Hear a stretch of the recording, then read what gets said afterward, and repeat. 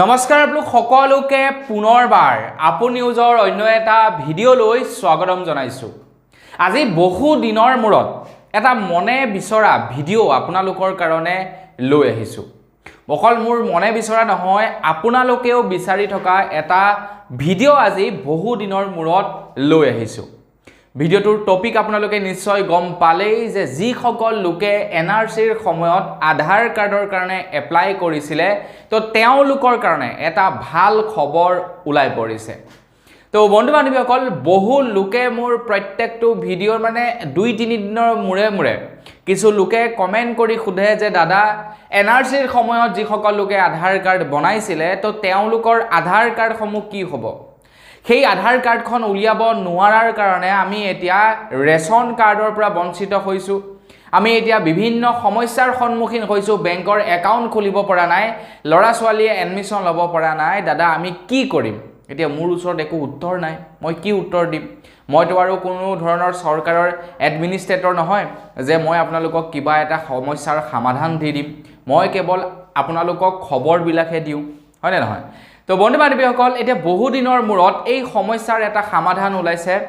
এনআৰচিৰ সময়ত যিসকল লোকে নেকি আধাৰ কাৰ্ডৰ কাৰণে আবেদন কৰিছিলে তো সেইসকল লোকৰ কাৰণে এটা সমাধান ওলাই পৰিছে। তো মই আজি আপোনালোকক এই ভিডিঅ'টোত তাকেই জনাম যে আপোনালোকেও যদি এনআৰচিৰ সময়ত আধাৰ কাৰ্ড বনাইছিলে তো আপোনালোকৰ কাৰণে ওলোৱা সেই সমাধানটো বা ভাল খবৰটোনো কি? তো মই শ্ৰীপাঞ্জিত গগৈ, আপোনালোকে চাই আছে আপোন নিউজ। আহক আৰম্ভ কৰোঁ আজিৰ ভিডিঅ'। তো বন্ধু বান্ধৱীসকল, আপোনালোকে বাৰু জানেনে মোৰ ইউটিউবত ভিডিঅ' বনাই থকা কিমান বছৰ হ'ল? মোৰ ইউটিউবৰ মেইন টাৰ্ণিং পইণ্ট কেতিয়া আহিছিলে আপোনালোকে বাৰু জানেনে? বহুলোকে হয়তো গম পায়, মই 2018 চনতেই ইউটিউব জাৰ্ণি আৰম্ভ কৰিছিলোঁ। মানে অলমষ্ট প্ৰায় 6 বছৰ হৈ গ'ল মই ইউটিউবত কণ্টিনিউ ভিডিঅ' বনোৱা।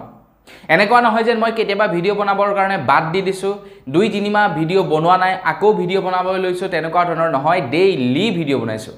কেতিয়াবা গা বেয়া, সেইটো পাছৰ কথা। কেতিয়াবা মোৰ মন যোৱা নাই, এলাহ লাগিছে, সেইটো পাছৰ কথা। কিন্তু একেবাৰে বহুদিন ধৰি ভিডিঅ' নবনোৱাকৈ মই কেতিয়াও থকা নাই। কণ্টিনিউ মই ইউটিউবতে কাম কৰি আহিছোঁ। কিন্তু সেইটো ৰকমে ছাকচেছ পোৱা নাই, সেইটো বাৰু পাছৰ কথা।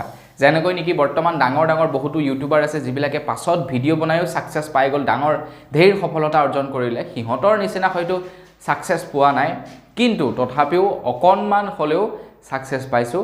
বাকী মোৰ ইউটিউবৰ জাৰ্ণি ভালদৰে আৰম্ভ হৈছিলে এনআৰচিৰ সময়ত। মই এনআৰচিৰ খবৰ দিয়ে ইউটিউব চেনেল আৰম্ভ কৰিছিলোঁ আৰু তেতিয়াই ভাইৰেল হৈছিলোঁ। তাৰ পাছৰে পৰা মই খবৰ দিবলৈ ল'লোঁ, মানে নিউজ দিবলৈ ল'লোঁ 2018 চনৰ কথাই। চ' এতিয়া এনআৰচিৰে খবৰ ওলাইছে, তো সেইকাৰণে মোৰ বিৰাট ভাল লাগিছে আজি। তো বন্ধু বান্ধৱীসকল, খবৰটোৰ ফালে আগবাঢ়োঁ। একদম বেছি আপোনালোকক লেকচাৰ নিদিওঁ, আপোনালোকৰ বৰিং লাগিব। এতিয়া এনআৰচিৰ সময়ত যিসকল লোকে নেকি আধাৰ কাৰ্ড বনাইছিলে বা আধাৰ কাৰ্ডৰ কাৰণে এপ্লাই কৰিছিলে তো তেওঁলোকে এতিয়া হাজাৰ চেষ্টা কৰিও আকৌ এখন আধাৰ কাৰ্ড বনাব পৰা নাই। আধাৰ কাৰ্ড বস্তুটো এনেকুৱা বস্তু, আপুনি যদি এবাৰ আধাৰ কাৰ্ডৰ কাৰণে এপ্লাই কৰি দিলে ন, আৰু জিন্দগী আপোনালোকে আকৌ এখন আধাৰ কাৰ্ডৰ কাৰণে এপ্লাই কৰিব নোৱাৰে। এপ্লাই কৰিব পাৰিব, কিন্তু ৰিজেক্ট হৈ যাব। এনেকুৱা আধাৰ কাৰ্ডৰ ছিষ্টেমটো। এতিয়া মন্ত্ৰী হিমন্ত বিশ্ব শৰ্মাদেৱে ঘোষণা কৰিছে যে আগন্তুক 15 দিনৰ ভিতৰত প্ৰায় 9 লাখ মানুহৰ ঘৰে ঘৰে আধাৰ কাৰ্ড পাই যাবগৈ বুলি কৈছে। মানে যিসকল লোকে নেকি এনআৰচিৰ সময়ত আধাৰ কাৰ্ড বনাইছিলে তো তেওঁলোকে আধাৰ কাৰ্ড এতিয়া ঘৰে ঘৰে লাভ কৰিব। প্ৰায় 9 লাখ মানুহে আধাৰ কাৰ্ডৰ পৰা বঞ্চিত হৈ আছিলে এনআৰচিৰ সময়ত আধাৰ কাৰ্ড বনোৱাৰ কাৰণে।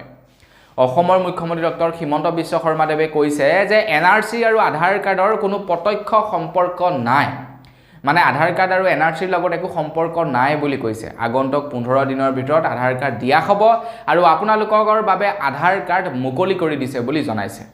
এতিয়া বহু লোকে হয়তো সেই আধাৰ কাৰ্ড নাপাব পাৰে, চিধা কথা। কাৰণ 9 লাখ আধাৰ কাৰ্ড, তাৰ মাজত আধাৰ কাৰ্ড আপোনালোকৰ জেগাত আহি নাপাবহিও পাৰে। আপোনালোকৰ এড্ৰেছত আধাৰ কাৰ্ড নাপাব পাৰে, হয়তো কোনোবা এটা আপোনাৰ ডিঅ'ত আধাৰ কাৰ্ডখিনি পৰি থাকিব পাৰে বা কোনোবা এটা পোষ্ট অফিচত আধাৰ কাৰ্ডখিনি পৰি থাকিব পাৰে। চ' সেই সময়ত আপোনালোকে কি কৰিব?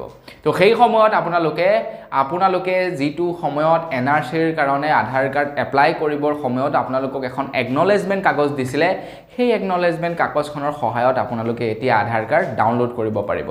মই কিন্তু এতিয়ালৈকে পৰীক্ষা কৰি চোৱা নাই ডাউনলোড হৈছে নে নাই হোৱা কিন্তু মুখ্যমন্ত্ৰী ডাঙৰীয়া দেৱে কোৱা অনুসৰি মুকলি কৰি দিয়া হৈছে আধাৰ কাৰ্ড মানে ডেট মিন্স আপোনালোকে আধাৰ কাৰ্ড ডাউনলোড কৰিব পাৰিব গতিকে আপোনালোকে যাওক এতিয়া ডাউনলোড কৰক আপোনালোকে যদি ইমান দিন আধাৰ কাৰ্ডৰ কাৰণে ওয়েট কৰি আছিলে আধাৰ কাৰ্ড ডাউনলোড কৰি লওক মন্ত্ৰী হিমন্ত বিশ্ব শৰ্মা দেৱে আপোনালোকৰ কাৰণে এইটো কথা ঘোষণা কৰিছে গতিকে আপোনালোকৰো কাৰোবাৰ এনেকুৱা হৈছিলে নেকি কমেন্ট এটা কৰি জনাব তো আজিৰ ভিডিঅ জনাবলগীয়া খবৰ ইমানে পুনৰ এটা ভিডিঅটো সকলোকে লগ পোৱাৰ আশা কৰিলো বিদায় মাগিছো ধন্যবাদ জয় অসম